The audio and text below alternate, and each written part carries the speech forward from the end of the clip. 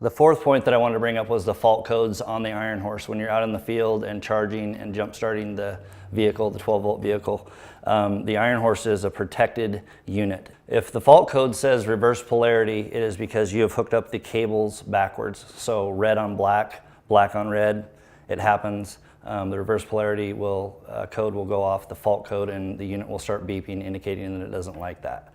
The second fault code is a short circuit code. Generally, this is from a poor connection, as we discussed earlier.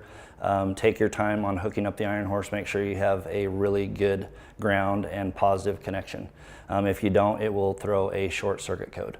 The third one is a low voltage code. This is the IronHorse indicating that the vehicle that you are charging and jump starting has an extremely low voltage at the time of the initial process of charging and starting the vehicle. So if you're starting off with some really low voltages, the zeros, ones, and twos, it's going to throw that code.